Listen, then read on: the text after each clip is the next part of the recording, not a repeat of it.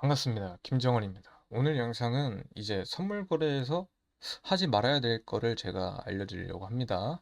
사실 이제 고수분들의 인사이트나 차트 보는 거를 제가 익혀도 되지만 저는 익절보다 중요한 거는 손절 잘하기, 덜 읽기가 중요하다고 생각을 해서 제가 깡통을 찼던 경험을 토대로 말씀을 드리려고 해요. 이런 마인드셋을 일단 가지고 매매를 해야 그나마 손실을 줄이지 않을까. 오히려 잃어봤던 사람의 경험이라면 크게 와닿지 않을까 생각을 합니다. 저처럼 안 하면 알리는 거죠. 제가 깡통 찼던 경험이 있기 때문에. 선물 거래 10계명이에요. 익절은 항상 옳아요. 1달러든 10달러든 얼마가 되었든 간에 익절을 항상 옳는 게 맞습니다. 잃지만 않으면 돼요. 그리고 내가 잡은 곳이 바닥 혹은 고점이라고 생각하지 맙시다. 이걸 아는 건 세력밖에 없어요. 비트코인 움직이는 세력이 아무도 모르죠. 항상 착각을 버리셔야 됩니다. 제 실제로 지인분이 54K에서 잡았다가 바닥인 줄 알았으나 레버리지 때문에 청산을 당하셨고, 저 또한 중간에 롱을 잡았다가 계속 내려가길래 이거는 48K 깨면 손절치를 각오하고 저는 물을 좀 타가지고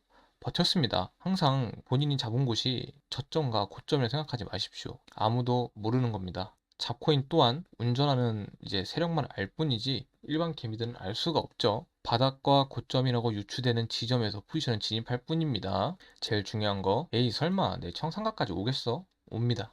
이건 실제로 이 차트가 나타났을 텐데 60K에서 이쯤에서 롱을 잡은 지인분이 계세요. 그분이 이제 청산가가 아마 제가 알기로 49.4였나? 그쯤이었는데 내 청산가 안 옴 했는데 왔어요. 딱 청산 당하고 올라갔어요. 설마 내 청산가 오겠어? 반드시 옵니다. 이거 반드시 옵니다. 항상 손절은 하셔야 됩니다. 청산가까지 분명히 오고 출금이라는 걸 반드시 해보세요. 이게 테더만 보다 보면 돈 감각이 무뎌지는데 1000달러, 500달러 생각보다 큰 돈입니다. 출금하고 나서 통장에 찍히는 돈을 보면 생각보다 큰 돈이라는 걸 느끼실 수가 있어요. 저도 10,000달러를 처음 출금했을 때 생각보다 큰 돈이구나 라고 느꼈습니다. 출금이라는 거 반드시 해보고 그 돈을 또 꼭 써보세요. 그리고 절대 레버리지를 높이지 마세요. 정말 중요합니다. 이게 막 레버리지 70배, 100배 쓰시는 분들이 계신데 아까 전에 말했던 것처럼 제가 잡은 곳이 바닥은 아닙니다.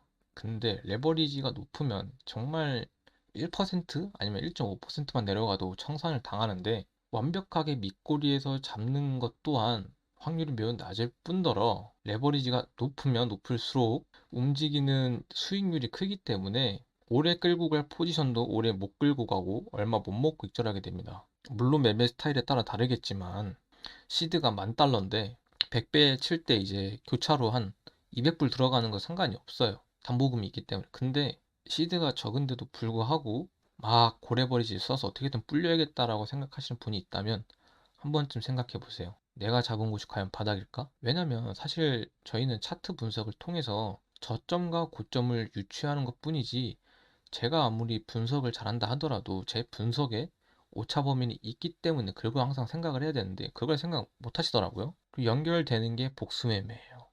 왜? 아, 나 청산 당했어. 복구해야 돼. 그렇게 돼서 만약에 내가 시드가 1000불인데 청산을 당해서 남아있는 돈이 만약에 300불이면 이걸 복구하기 위한 복구 심리로 평소에 레버리지를 15배 쓰는 사람이 30배까지 끌어올려서 복구하겠다는 마음으로 레버리지를 높입니다. 결국엔 그 끝은 청산이죠. 익절하는 것보다 중요한 건 손절 잘하는 겁니다. 왜? 익절하는 건 사실 제 생각엔 누구나 할 수 있다 생각을 해요. 하지만 손절 잘하는 건 전 몇 없다 생각을 해요. 왜냐면 사실 사람 심리가 마이너스 떠 있으면 굉장히 기분이 안 좋아요. 예를 들면 1000달러 들어가서 100불 손실 중이면 괜히 그렇잖아요. 10% 손실 중인데 조금만 오르면 내평단이고, 물론 이제 구조대가 와도 안 나오시는 분들이 계신데 이 손절을 잘 못 치면 어떻게 되냐면 선물은 사실 버티면 부러집니다.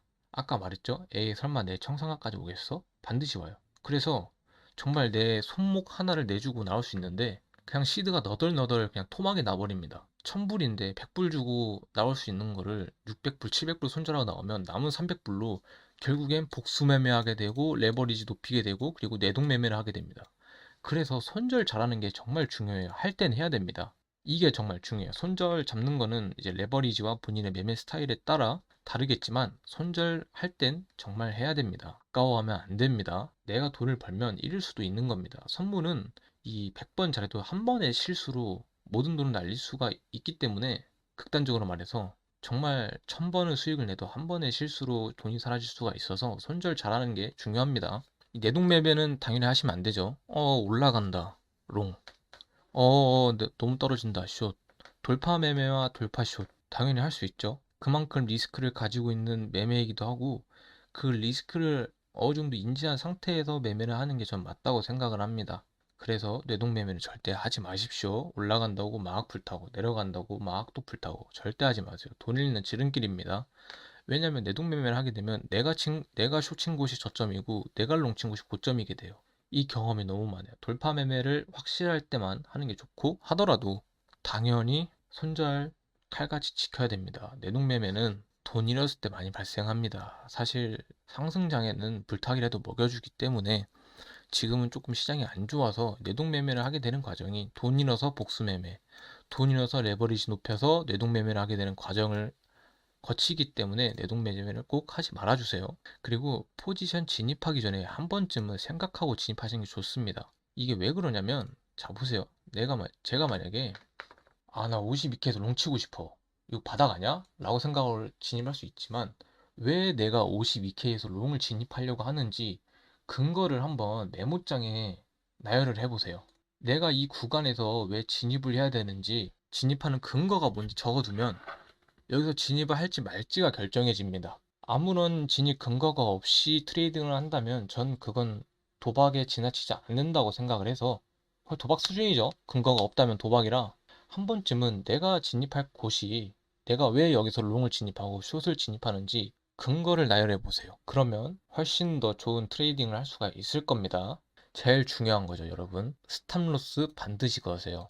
저 같은 경우는 스탑로스를 제 매매 경험과 규칙에 따라서 손절로스를 설정하기도 하고 본절 리밋을 걸기도 하는데 이게 왜 그러냐면 만약에 제 손절 로스를 건들지 않고 만약에 비트가 반등을 했어요. 저는 48K가 이탈하면 손절하기로 잡았었는데 이쯤에서 손절하기로 잡았었죠. 안 건드렸으니까 저는 포지션 들고 있었는데 이렇게 올라와서 저는 분할 익절을 여기서 한번 해주고 제가 한 구간은 한 60.8K인데 여기 구간에서 익절을 한번 해주고 본절 리밋을 걸었습니다. 왜 걸었냐면 내가 잡은 곳이 바닥이라는 생각을 전 늘 버립니다.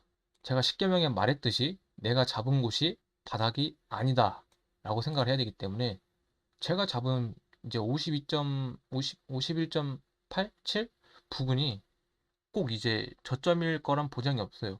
만약에 차트가 저는 올라갈 거라 생각을 했지만 제 생각이 틀려서 제 분석이 틀려서 재차 하락을 한다면 제 평단가까지 오른 거겠죠. 그랬을 때 원래 스탑로스는 48K이지만 이미 저는 분할 익절을 했기 때문에 본절 리밋을 걸어서 본절 터지면 어쨌든 전 수익이 났잖아요. 익절은 항상 오르니까 어쨌든 수익이 난 상태여서 본절 터져도 터질 수 있지라는 마인드로 가져가게 됩니다. 결론은 수익이 났기 때문에 본절 리밋을 거는 거고 손절 리밋 거는 것도 손절 로스를 거는 것도 에이 설마 내 청산가까지 오겠어. 마이너스를 보면 정상적인 사고를 못합니다 사람이. 왜? 정말 빠르게 손절을 하면 안 아깝겠지만 한 만 30% 이쯤 되면 손절 못 쳐요 사람들이 대부분은. 그래서 청산가 안 오겠지 했지만 청산가가 와서 손절이 아닌 그냥 청산을 당하기도 하고 마에서 80% 손절을 치기도 하죠. 그래서 손절 로스는 중요한 겁니다. 손절 로스를 꼭 설정하셔야 손절 로스가 없고 익절 로스는 사실 모르겠어요. 익절 로스까지 걸는 편이긴 하지만 익절 로스는 안 걸어도 됩니다. 대신에 손절 로스와 이 본인이 분할 익절을 했다면 본절 로스는 무조건 걸어두세요. 정말 제가 이 코인 트레이딩을 좀 하면서 깡통을 좀 차보면서 얻은 교훈이에요. 저는 이거를 그래서 A4 용지에 적어놓고 제 방에 붙여놨습니다. 항상 매매를 할 때 이거를 보고 시작을 해요. 왜냐면 저도 모르게 이런 규칙, 제 규칙이죠. 이런 걸 안 하는 게 이런 규칙을 어길 때가 있어서 항상 저한테 상기시키고 전 트레이딩을 합니다. 여러분들은 저처럼 깡통 경험 없이 돈을 버셨으면 좋겠습니다. 다음에도 좋은 영상으로 찾아뵙겠습니다. 감사합니다.